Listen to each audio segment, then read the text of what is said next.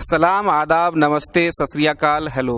आप ये सोच रहे होंगे कि मैं एक ही बातों को अलग अलग एथनिक फेथ के हिसाब से क्यों कह रहा हूँ, क्योंकि बात ही कुछ ऐसी है। आज अभी हम लोग झारखंड में रांची के से 60 किलोमीटर दूर मैक्लोस्कीगंज में हैं, जिसे लंदन ऑफ ईस्ट भी कहा गया है अंग्रेज़ों के टाइम से। तो जानते हैं कि ऐसी कौन सी खास बात है जो हमें यहाँ तक खींच लाई है। दरअसल बात यह है कि यहाँ पर एक कंपाउंड है जिसके अंदर एक मज़ार, मंदिर, गुरुद्वारा और चर्च।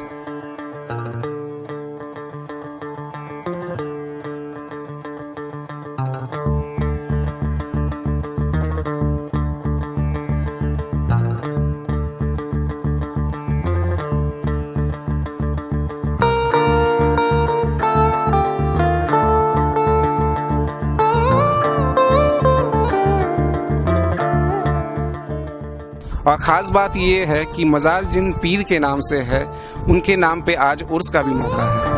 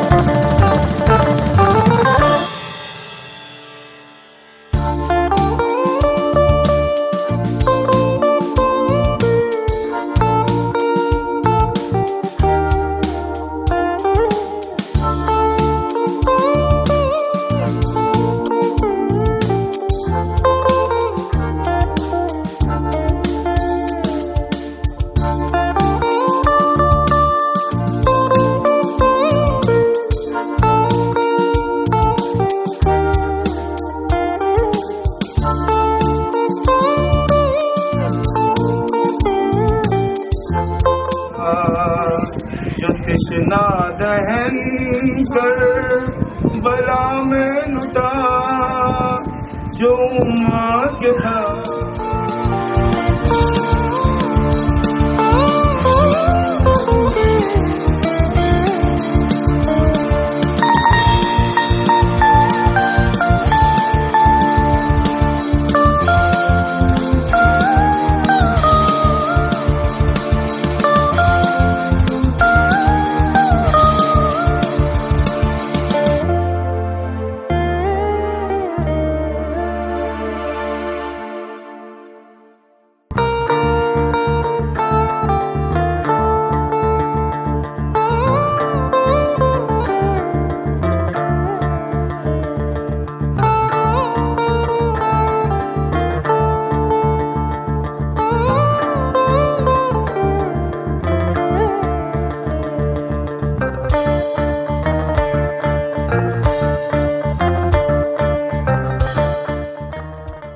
आज हम लोग यहाँ बाबा वज़ीर अली शाह के वालिद साहब बाबा हसन रज़ा शाह रहमतुल्लाह अलैह, जिनके मज़ार में इकट्ठा हुए हैं हम लोग।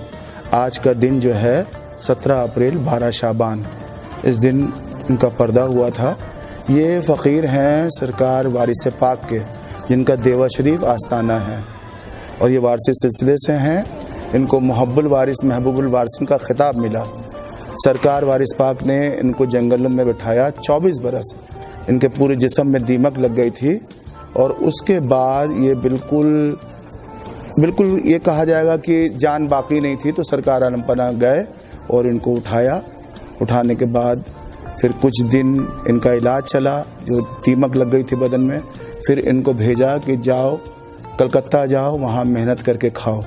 तो आपको कोई काम नहीं मिला था। ये राजकुमार थे, सुल्तानपुर के रियासत के राजा के बेटे थे, राजा दोस्त मोहम्मद, जो वो भी सरकार वारिस पाक के ही मुरीदों में थे। हमारे परदादा राजा दोस्त मोहम्मद, सुल्तानपुर की रियासत थी। तो फिर उनको समझो जंगल भेजा 24 साल राजपाट छुड़वा के। फिर ये कहा कि जो मेहनत करके कमा के खाओ।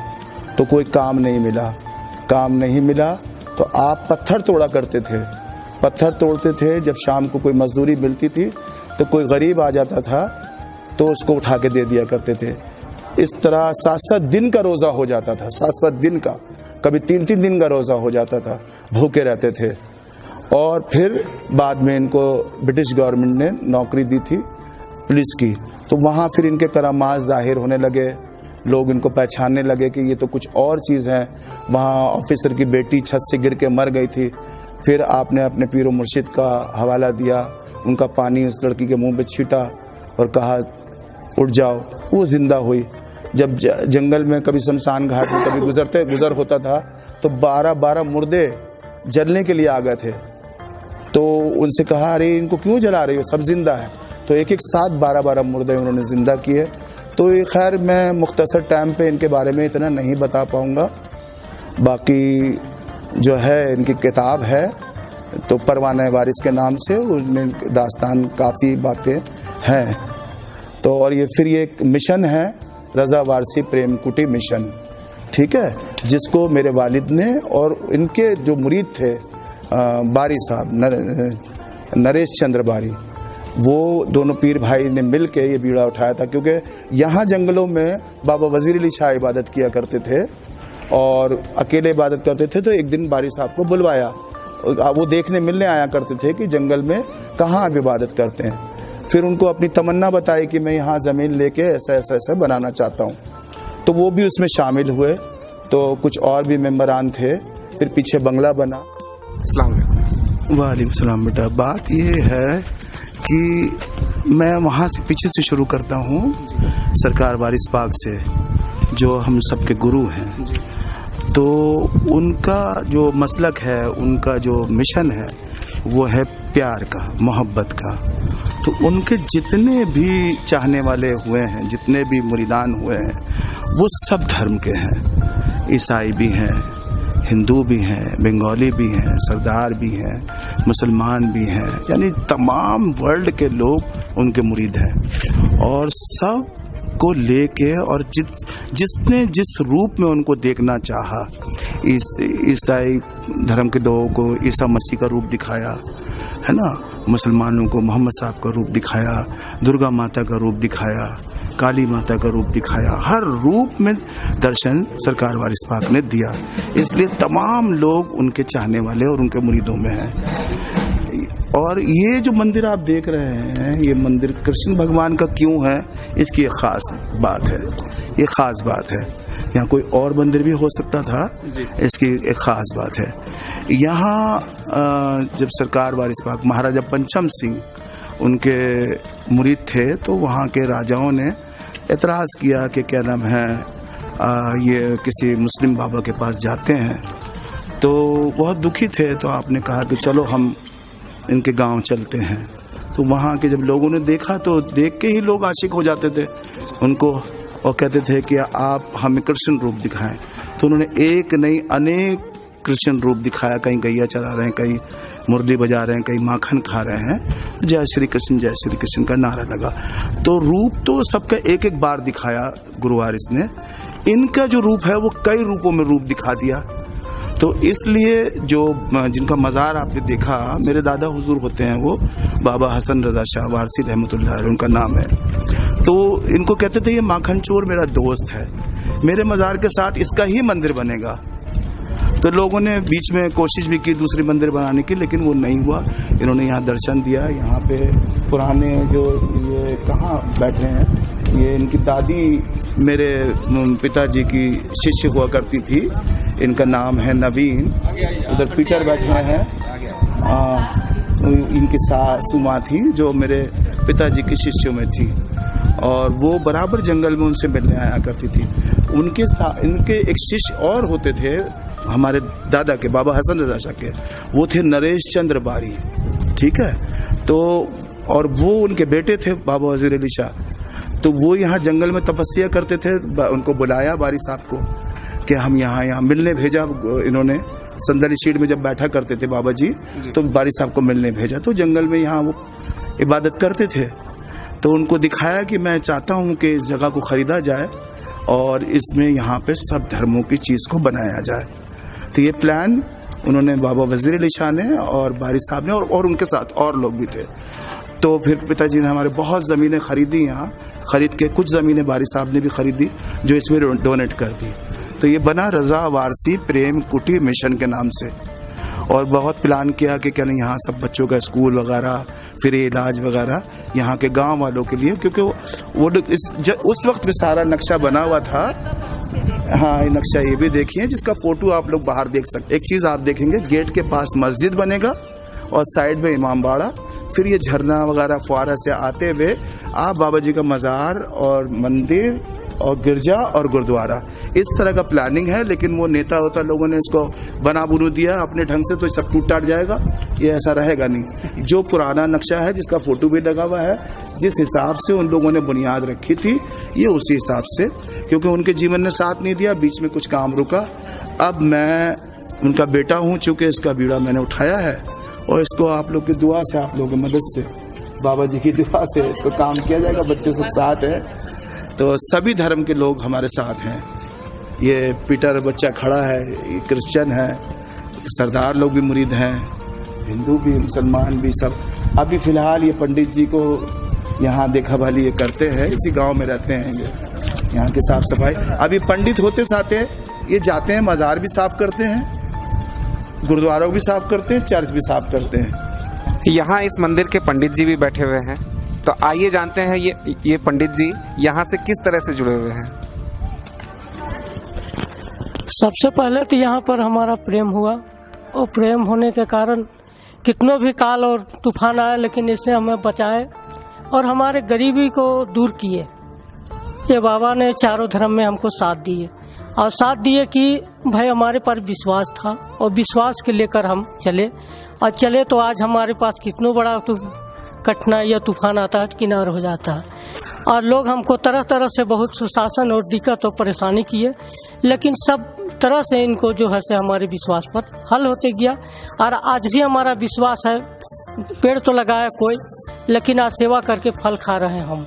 और हमारे चलते जितने भी लोग अगल बगल जितने प्रेम, हालांकि हमको क्रोध रखता है, लेकिन हम सबके साथ प्रेम करते हैं, सबका साथ कहते हैं एक साथ बैठो।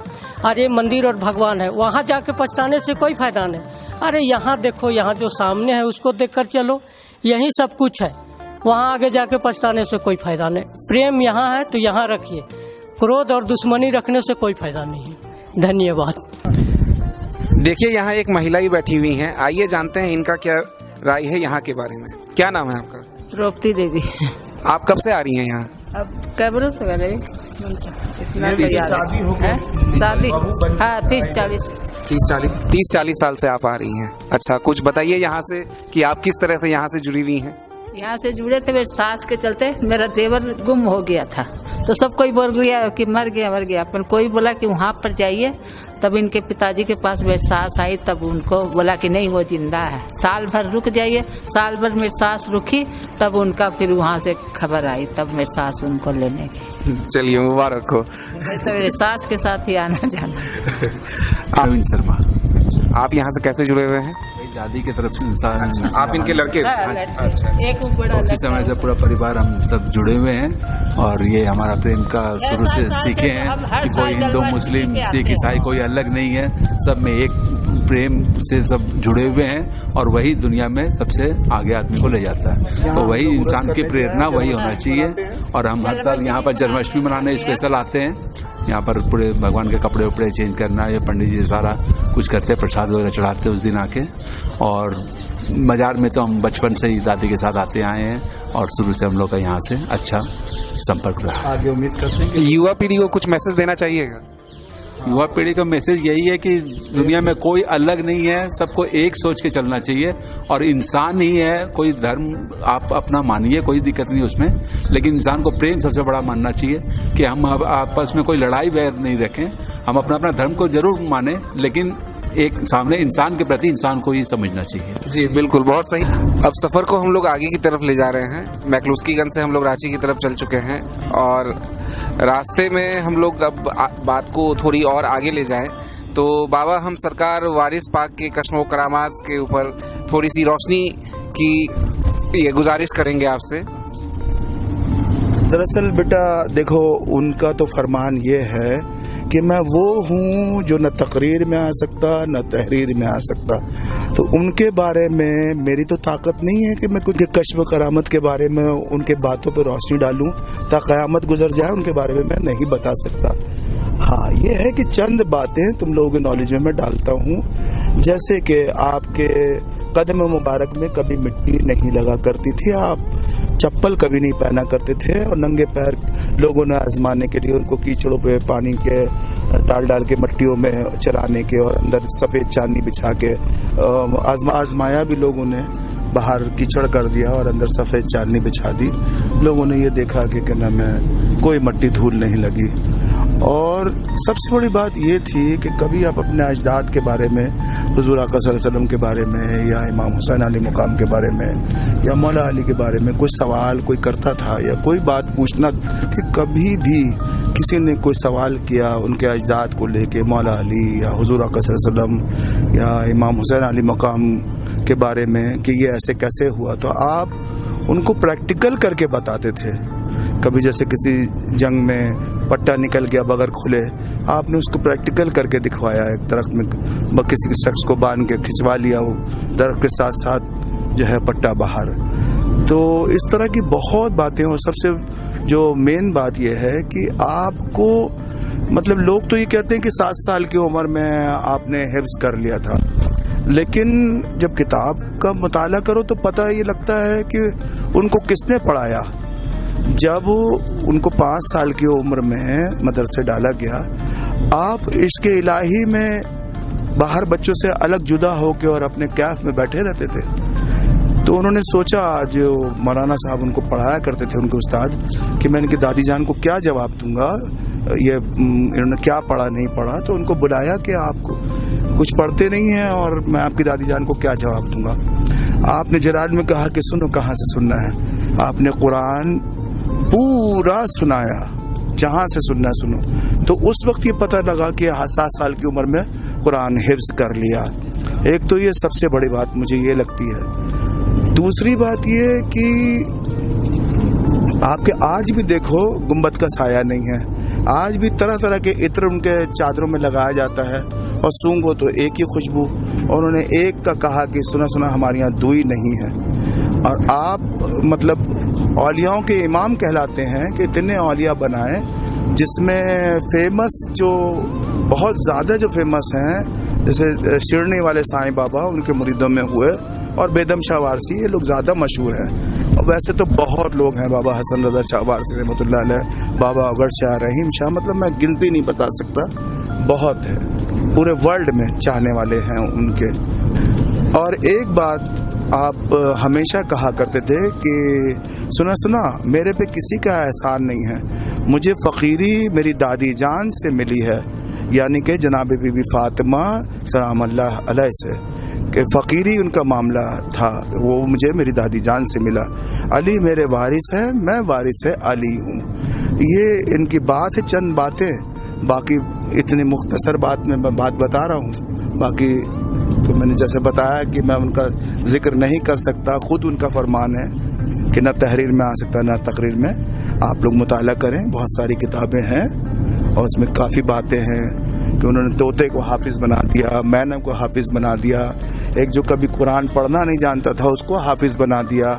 बहुत सारी ऐसी बातें हैं जो दिमाग से परे हो जाती हैं, इंसान की सोच से अलग हो जाती है, और बिल्कुल अलग मामला नज़र आता है। मुर्दों को जिलाया, है ना, मुर्दों को जिलाया, तमाम तरह के लोग उनके मुरीद, हर तरह के लोग, मतलब हर मजहब मिल्लत के लोग उनके मुरीद है।